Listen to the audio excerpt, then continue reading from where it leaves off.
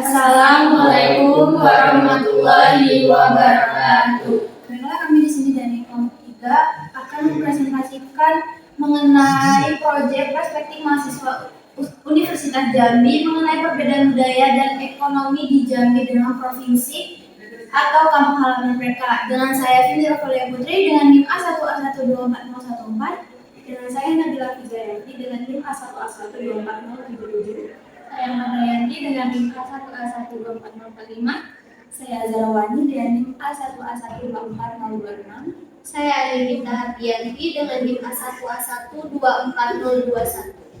saya Irfan Mutiara Pukai dengan NIM A1A1240052. Saya Arif 10 dengan NIM A1A1240028. Baiklah, selanjutnya ada latar belakang mengapa kami mengambil penelitian dengan menggunakan metode wawancara, yaitu kelompok kami ingin menggali bagaimana mahasiswa Universitas Jambi khususnya yang berasal dari luar provinsi Jambi memandang dan merespon adanya perbedaan budaya serta kondisi ekonomi di Jambi dibandingkan dengan kampung halaman mereka. Kelompok kami juga mengharapkan penelitian menggunakan metode ini dapat memberikan gambaran nyata mengenai dinamika kehidupan mahasiswa serta cara mereka membangun kehidupan kampus yang multikultural. Jambi yang berasal dari luar provinsi Jambi. Contoh data mahasiswa yang kami wawancara sebagai berikut. Yang pertama yaitu Enggev Noya yang berasal dari Sumatera Utara alias Medan. Terus yang kedua Rendra Riza dari mahasiswa Peranakan yang berasal dari Sumatera Selatan alias Palembang. Terus yang ketiga Hanifah Adriana mahasiswa pertanian yang berasal dari Sumatera Barat alias Padang.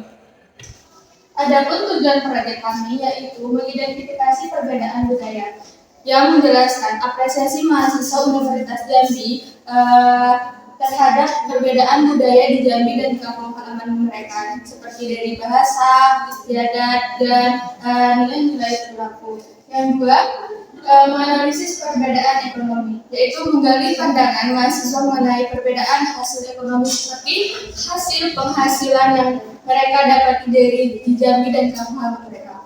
Yang ketiga, memahami dampak sosial budaya dan ekonomi, yaitu mengetahui bagaimana perbedaan budaya dan ekonomi yang mempengaruhi adaptasi mereka. Yang keempat, meningkatkan kesadaran multikulturalisme, yaitu mendorong pemahaman toleransi, apresiasi, dan latar belakang ekonomi di lingkungan kampus. Dikarenakan kami gambaran proyeknya menggunakan wawancara, jadi instrumen yang kami gunakan yaitu dengan menggunakan handphone sebagai alat perekam suara dan juga sebagai alat untuk perekam video untuk mendokumentasikan kegiatan kami. Pertanyaan yang kami ajukan dalam wawancara adalah sebagai berikut. Yang pertama, bagaimana cara kita memahami perbedaan ekonomi dan juga budaya. Yang kedua, bagaimana cara kita berkomunikasi. Yang ketiga, bagaimana cara kita beradaptasi. Lalu, bagaimana cara kita untuk mengembangkan komunikasi kita supaya lebih mudah bergaul dengan teman kita yang berbeda budaya dan ekonomi tersebut. Lalu, bagaimana tantangan dalam menghadapi bagaimana cara kita berkomunikasi tadi. Pertanyaan wawancara yang kami gunakan, kami menggunakan beberapa acuan dan teori-teori. Yang pertama yaitu menurut Suranto pada tahun 2010. Prinsip-prinsip umum untuk memperbaiki kemampuan berkomunikasi dengan berbagai pihak yang berbeda latar belakang. Yang kedua, ada teori Delphine pada tahun 2013 mengajukan 3 tahapan perkembangan identitas etnik yang akan dilalui oleh individu.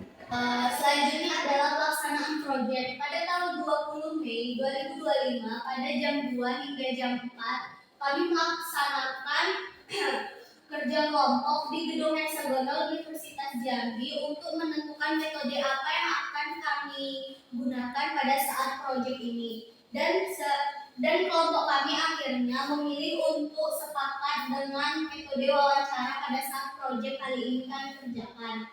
Dan pada tanggal 13 Juni 2025 pada jam 3 hingga jam 5 kami bekerja kelompok di gedung FKIP mengerjakan laporan dan PPT yang akan kami gunakan untuk pada hari ini. Dan di tanggal 17-nya, tepatnya pada hari ini, kami melakukan proyek yaitu membuat video di jam 8 hingga setengah 10. Berikutnya adalah wawancara. Pada diskusi kami tanggal 20, saya dan Rara sudah menentukan akan mewawancarai salah satu mahasiswa Fakultas Pertanian yang berasal dari Kota Padang. Dan Alif juga sudah menentukan siapa yang akan dia wawancara dan mahasiswa mana yang akan dia wawancara. Dan dia mendapatkan salah satu mahasiswa peternakan yang berasal dari Kota Palembang. Dan berikutnya adalah Nabila yang sudah berencana akan mewawancarai salah satu mahasiswa pendidikan ekonomi yang berasal dari kelas kami, yaitu EGF Noya yang berasal dari Medan, Sumatera Utara.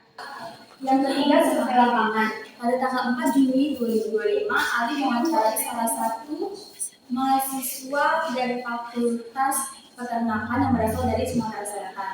Pada tanggal 6 Juni 2025, saya dan Ani mewawancarai salah satu mahasiswi Fakultas Pertanian yang berasal dari Sumatera Barat. Pada tanggal 11 Juni 2025, Nabila mewawancarai salah satu mahasiswa pendidikan ekonomi yang berasal dari Sumatera Utara. 4. Ada kendala dan pengalaman. Selama melakukan survei ke lapangan, ada beberapa kendala yang dialami oleh kelompok kami. Salah satunya, sulit menyesuaikan jadwal kami dengan mereka yang akan kami wawancara, di mana seharusnya ada 7 orang yang akan kami wawancara, berkurang menjadi 3 orang. Selanjutnya hasil proyek.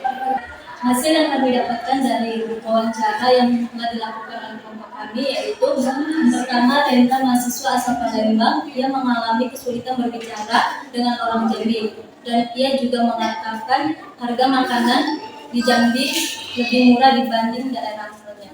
Yang kedua, Hani, mahasiswi asal Padang yang kuliah di Universitas Jambi mengalami kesulitan dalam memahami perbedaan bahasa dan budaya setibanya di Jambi. Dia mengalami kesulitan dalam memahami perbedaan bahasa dan budaya karena beberapa kata memiliki arti yang berbeda meski terdengar sama. Dia juga menyadari bahwa biaya hidup di Jambi lebih murah dibandingkan di Padang. Yang ketiga, Peggy, mahasiswa asal Medan mengatakan bahwa kondisi ekonomi di daerahnya dan di Jambi relatif sama karena sama-sama bergantung pada pertanian dan PNS. Dia juga mengatakan dalam hal budaya dan bahasa, ia menggunakan bahasa Indonesia agar lebih mudah berkomunikasi. Adapun kesimpulan yang kelompok kami dapatkan yaitu bahwasanya mahasiswa Universitas Jambi yang berasal dari beberapa provinsi di Indonesia itu mengalami kesulitan atau tantangan dalam beradaptasi dengan perbedaan budaya di Jambi.